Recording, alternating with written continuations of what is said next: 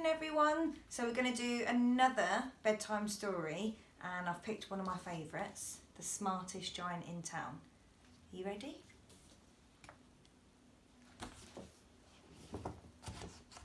George was a giant, the scruffiest giant in town. He always wore the same pair of old brown sandals and the same old patched up gown. "I wish I wasn't the scruffiest giant in town," he said. But one day, George noticed a new shop. It was full of smart clothes, so he bought a smart shirt, a smart pair of trousers, a smart belt, a smart stripy tie, some smart socks with diamonds up the sides, and a pair of smart shiny shoes. "Now I'm the smartest giant in town," he said proudly. George left his old clothes behind in the shop. He was about to go home when he heard a sound.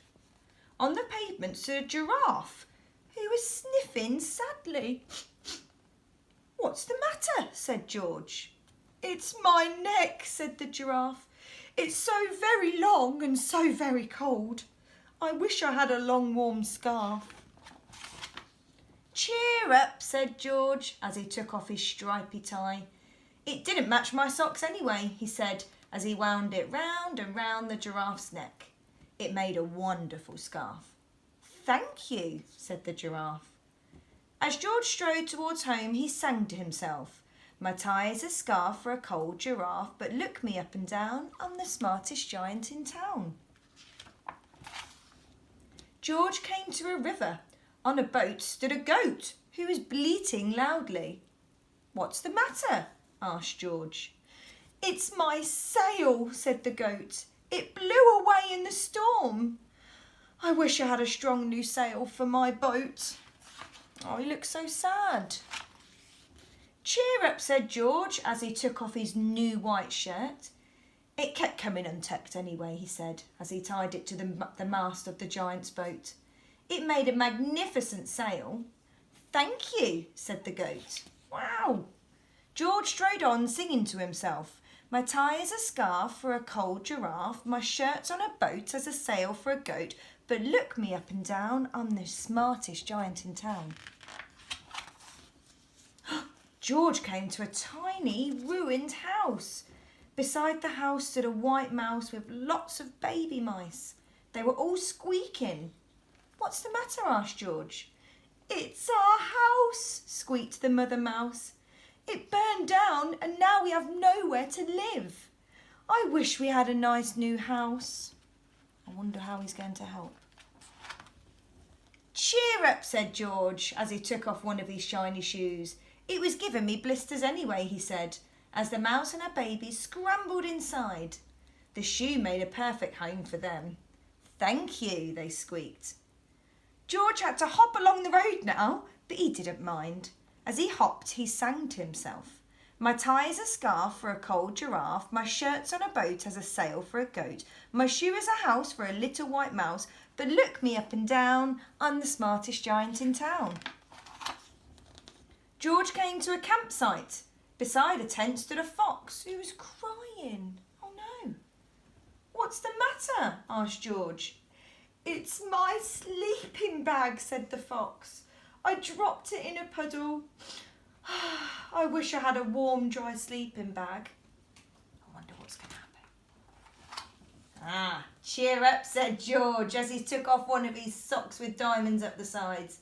"It was tickling my toes anyway," he said, as the fox snuggled into it. It made a very fine sleeping bag. "Thank you," said the fox. George hopped on, singing to himself. Oh, look, he's got his feet out now. "My tie is a scarf for a cold giraffe, my shirt's on a boat as a sail for a goat, my shoe is a house for a little white mouse, one of my socks is a bed for a fox, but look me up and down, I'm the smartest giant in town." George came to a big, squelchy bog. Beside the bog stood a dog who was howling. "What's the matter?" asked George. "It's this bog," said the dog. "I need to get across, but I keep getting stuck in the mud. I wish there was a safe, dry path." Cheer up, said George as he took off his smart new belt. It was squelching my tummy anyway, he said as he laid it down over the bog. It made an excellent path. Thank you, said the dog. The wind started to blow, but George didn't mind. He hopped on, singing to himself.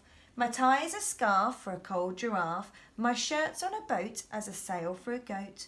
My shoe is a house for a little white mouse. One of my socks is a bed for a fox. My belt helped a dog who was crossing a bog. But my trousers are falling down. I'm the coldest giant in town. Oh no. Suddenly George felt very sad and shivery and not at all smart. Oh dear. He stood on one foot and thought, I'll have to go back to the shop and buy some more clothes, he decided. He turned around and hopped all the way back to the shop. But when he got there, it was closed. Oh no, cried George. He sank down onto the doorstep and a tear ran down his nose. He felt as sad as all of those animals he had met on the way home. Then, out of the corner of his eye, he saw a bag with something familiar poking out of the top. What do you think's in the bag? George took a closer look.